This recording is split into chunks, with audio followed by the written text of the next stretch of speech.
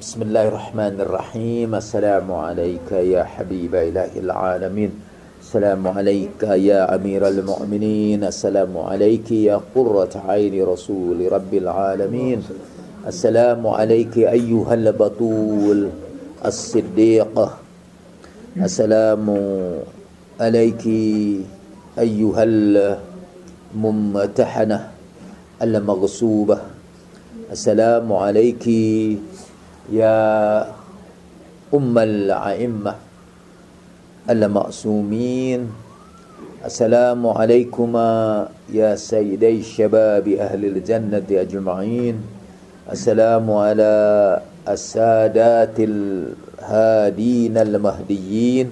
Assalamu ala jami' anbiya'illahi wa rusulihi wa malaikatihi. Assalamu alayna wa ala ibadillahi salihin. Assalamualaikum warahmatullahi wabarakatuh. Ketika saya membaca doa kumel tadi itu, ternyata banyak sekali disebut kata al-bala. Misalnya dalam permohonan ampun kita membaca Allahumma ghafir liyadz-dzunuballati tungzilul bala. Ya Allah, ampunilah dosa-dosaku yang menyebabkan turunnya bala, turunnya ujian. Bahwa bala itu pasti datang kepada kita. Karena Allah sudah mentakdirkan manusia itu hidup di dalam bala. Saya lihat ternyata saya menerjemahkan salah satu bala di sana dalam arti malapetaka. Wa kam min fadihin minal bala'i aqaltah. Betapa banyaknya malapetaka yang buruk yang telah engkau jauhkan dariku. Kadang-kadang dalam hidup ini kita diancam oleh bala, malapetaka, oleh bencana, tapi tanpa sepengetahuan kita Allah Subhanahu wa taala menyelamatkan kita. Wa kam min fadihim minal bala'i aqaltah. Asalnya kata aqaltah itu dari aqala yuqilu, artinya kalau ada orang tergelincir kemudian tangannya kita pegang. Karena itu kadang-kadang kata aqala itu untuk atharoh itu tergelincir kita. Betapa banyaknya kita hampir-hampir tergelincir kepada bala, tapi diselamatkan oleh Allah Subhanahu wa taala tanpa sepengetahuan kita. Ada salah seorang tokoh tasawuf, padahal dia tidak berasal dari Mesir, tapi dikenal dengan gelarannya Al-Misri, yaitu Zunnun Al-Misri. Jadi satu hari Zunnun Al-Misri itu berangkat menuju tepian Sungai Nil. Sungai Nil itu memanjang sejak Mesir sampai ke Sudan. Bahkan menurut orang-orang Sudan, Nabi Musa itu berasal dari Sudan. Dan ketika dia berangkat ke laut, sebenarnya maksud laut di situ ialah Sungai Nil. Dalam Al-Quran disebut Al-Yam. Dan nama Sungai Nil itu di daerah Sudan disebut Al-Yam. Itu Nabi Musa akan dibungkus, disimpan di keranjang, dan dilabuhkan di Yam itu, yaitu di sungai itu. Sampai sekarang dalam cerita Al-Quran, Nabi Musa itu menemui Nabi Khidir di tempat ikan itu kembali menjadi hidup. Dalam surat Kahfi itu kan, Nabi Musa sampai di sebuah bebatuan, di situ makan, kemudian pergi, ternyata tidak diketemukan Nabi Khidir itu. Akhirnya diberitahu, itu tandanya itu tempat Nabi Khidir itu ialah ketika ikan itu hidup kembali. Pembantunya bercerita, oh itu di batu itu pernah dia lemparkan ikan yang tinggal sebelah itu ke laut, dan kemudian dia hidup langsung menyeruak di tengah-tengah laut. Lautnya itu sebetulnya sungai tadi itu, sekali lagi kata Yam. Ada Yam di situ. Di Sudan sampai sekarang, saya pernah ke Sudan karena ada 2 anak mutahari yang saya kirim ke Sudan. 2 atau 3 orang lah saya kirim ke Sudan. Kebetulan disambut oleh duta besar kita di Sudan. Belum pernah saya disambut duta besar di sebuah negeri sampai ke pesawat. Pesawat itu langsung dijemput oleh duta besar Indonesia di Sudan. Dan itu duta besar Indonesia di Jordan itu orang Bugis. Dan saya takjub kenapa dia begitu hormat Ustadz sama saya. Singkatnya cerita, ternyata dia jatuh cinta sama anak Mutahari. Ya. Sampai anak Mutaharinya akhirnya kembali ke sini, disusul-susul dia sampai ke sini. Dia perkenalkan kepada saya bahwa di pasar-pasar di Sudan itu, di Khartoum, dijual ikan sebelah itu. Sampai sekarang. Tulang-tulang aja sebelah sini, dan sebelah sininya dagingnya. Jadi kita tinggal meneruskan berkah dari sisa makanan Nabi Musa, kan? Believe it or not. Kita kembali lagi kepada Dhunun al-Misri. Dia pergi ke tepian sungai Nil yang luas itu. Dan begitu dia sampai ke tepian sungai Nil, dia melihat ada kalajengking. Kalajengking itu berjalan lambat-lambat ke tepian sungai. Dan di situ sudah ada katak. Di sungai itu ada katak besar nunggu. Lalu si kalajengking itu naik ke punggung katak. Dan dia terus menyeberang sungai ini. Dia penasaran, ingin mengikuti, ini mau kemana ini. Dan Dhunun ikut juga di dalam perahu, sampai akhirnya ke tepian sebelah sana. Ada seorang anak muda tidur lelap di tepian pantai gitu. Dan kalajengking itu mendekati si pemuda. Ternyata pada saat yang sama ada seekor ular. Sudah datang juga mungkin ke situ bersamaan. Mau mematuk dan membunuh anak muda itu dalam keadaan tidur, tapi kalajengking itu meloncat dan terjadi perkelahian sampai ular itu mati. Setelah ular itu mati, kalajengking balik lagi dan sudah menunggu katak itu. Balik lagi ke tepian sebelah sana. Kata Dhunun al-Misri, karena dia seorang sufi, kata buat seorang sufi semua yang terjadi di dunia ini menjadi pelajaran baginya.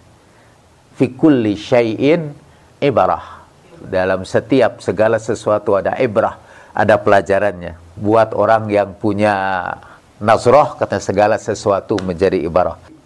Pelajarannya ialah kita seperti anak muda itu. Betapa seringnya Allah menyelamatkan kita tanpa kita ketahui.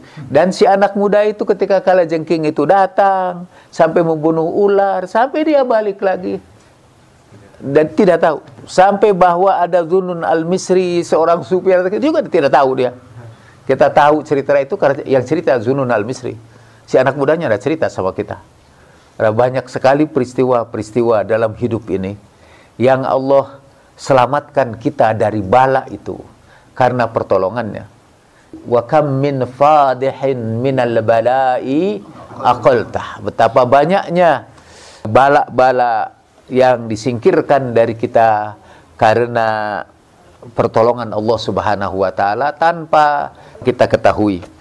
Kam min fadihin minal bala'i aqaltah. Betapa banyaknya bencana yang akan menimpa kita dihindarkan Allah Subhanahu wa taala. Di situ kata al-bala itu berarti bencana. Dan menurut doa kita yang awal, Allahumma ghafir liyadz-dzunuballati tungzilul bala. Ya Allah, ampunilah dosa-dosaku yang menurunkan bala. Jadi ada di antara dosa-dosa kita yang bisa membawa bencana, yang bisa membawa malapetaka karena perbuatan dosa itu.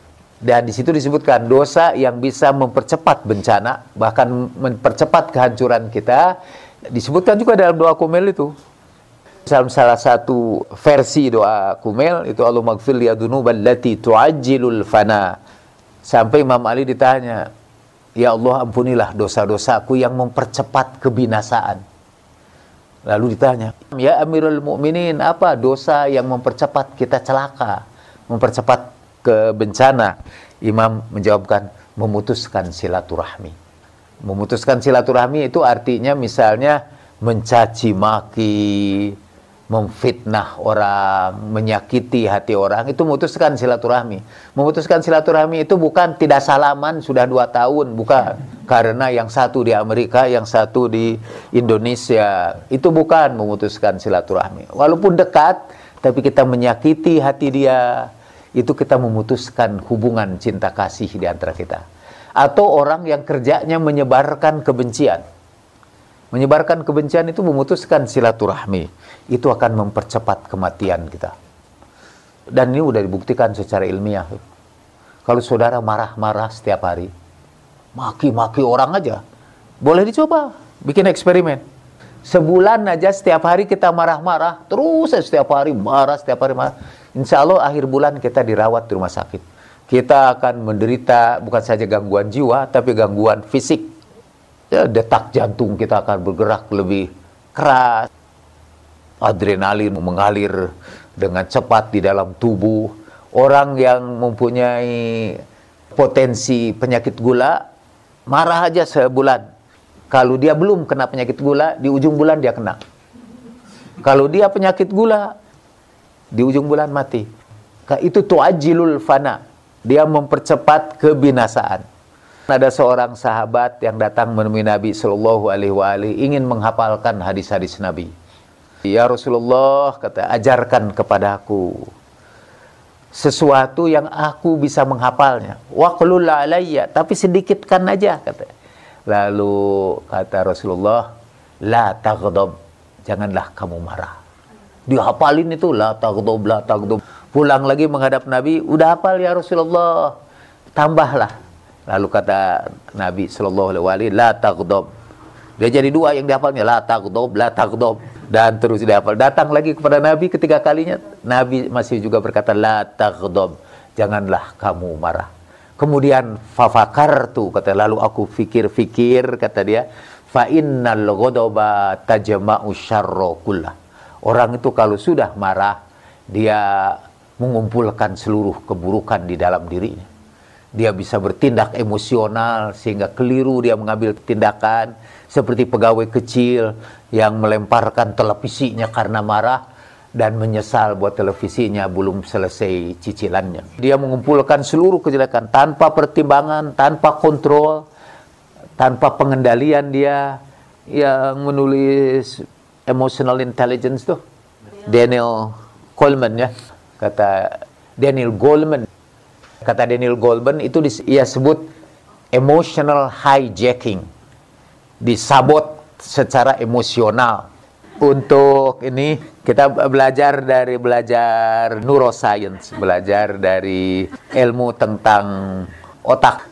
Pusat kemarahan kita itu terletak di bagian tengah otak yang namanya amigdala. Dan marah itu muncul di situ secara refleks, misalnya berasal dari otak yang paling primitif yang disebut otak reptilian. Mestinya sebelum marah itu dia masuk dulu kepada otak bagian depan yang disebut frontal lobe. Itu pusat berpikir kita. Jadi sebelum marah itu biasanya kalau ada gerakan yang marah, kecuali refleks, itu kalau marahnya tidak refleks, dia lewat dulu dipikirkan. Kadang-kadang marah itu hasil pemikiran. Ada sesuatu di sekitar kita tidak bikin kita marah, tapi kemudian dipikir-pikir jadi marah. Setelah kita beri makna, marah kita. Tapi itu marahnya tidak di-hijack. Lewat dulu pikiran dan baru marah. Tapi ada orang-orang yang marahnya itu tidak lewat otak sebelah depan. Biasa karena otak sebelah depannya rusak.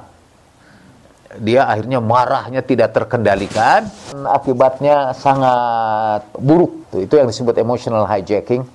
Dan Daniel Goleman kasih cerita tentang pasang orang tua yang meninggalkan anaknya di rumah temennya, kemudian dia pergi menonton, pulang itu rumahnya ternyata jadi bernyala. Asalnya itu udah dikunci, tapi rumahnya bernyala, pada anaknya kan di rumah temen.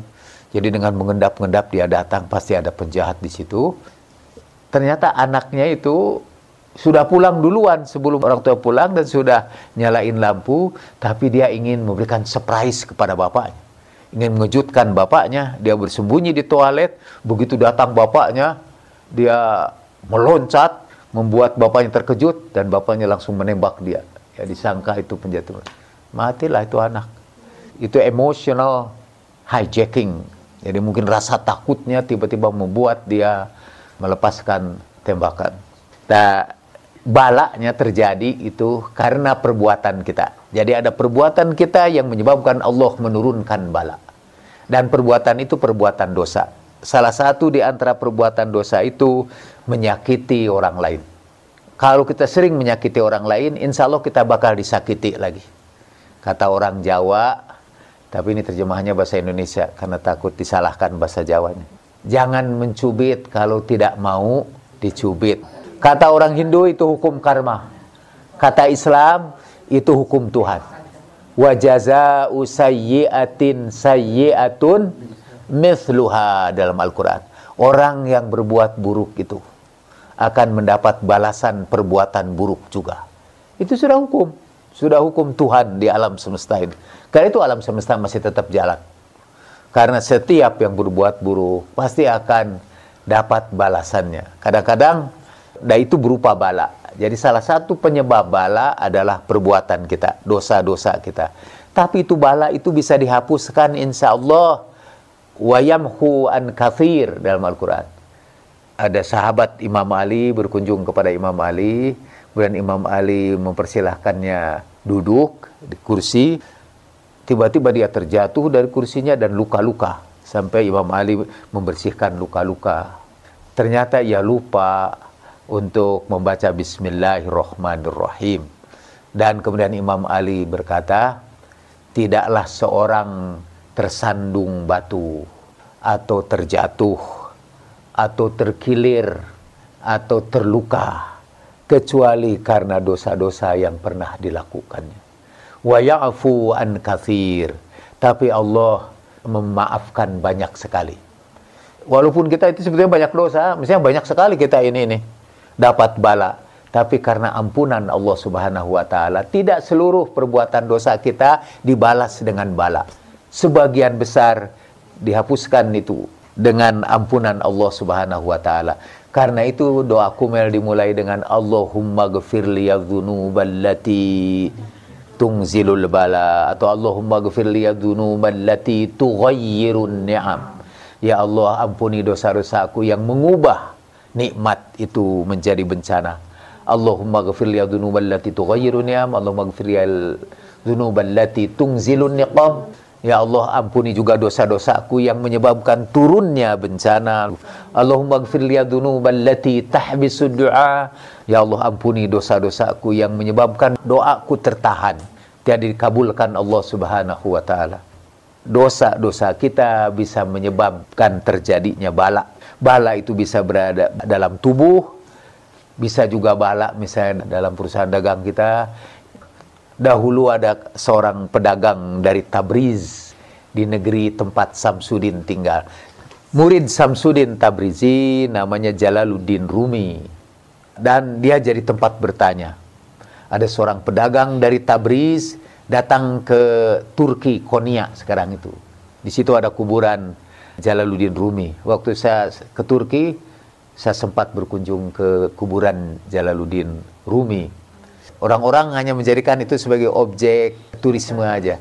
Yang kelihatan berdoa di situ itu, sudah lama dia berdoa di situ. Saya udah bisa menduga pasti orang Iran. Benar kalau dekat itu orang Iran.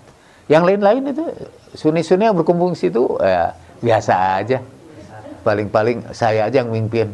Kita baca Al-Fatihah untuk beliau. Kata Pak Maman Imanullah, oh iya betul, kita baca Al-Fatihah nih ziarah. Kita baca Al-Fatihah. Yang lain itu ya lihat-lihat aja. Rombongan penarinya Jalaluddin Rumi itu pernah juga menyambut kita di sebuah restoran. Di restoran itu kalau tariannya, tidak di kuburannya tentu. Jadi pedagang dari Tabriz itu datang ke Turki di situ itu, dan dia tanya sama penduduk di situ, sama agen dia di situ. Dia pedagang multinasional lah, yang belakangan itu rugi melulu. Padahal dia sudah bayar zakat, dia sudah membayarkan kewajiban-kewajiban agama, tapi kenapa dagangnya rugi melulu? Dia tidak pernah meninggalkan sholat, saum. Pokoknya dia orang soleh lah. Tetapi kok dagangnya rugi melulu? Dia tanya, ada kiai besar di sini? Ada. Dan kiai itu ternyata dekat dengan penguasa. Mungkin di zaman itu dia jadi anggota DPR sekaligus kaya raya. Jadi waktu masuk ke tempat itu, dia sudah bawa oleh-olehnya juga hadiah kepada Pak Kiai itu. Diantar melewati lorong-lorong panjang. Sampai dia tanya, ini rumah Kiai kata, atau rumah raja? Rumah Kiai kata. Tapi dia dekat dengan raja. Jadi masuk ke dalam dan jawabannya tidak memuaskan dia.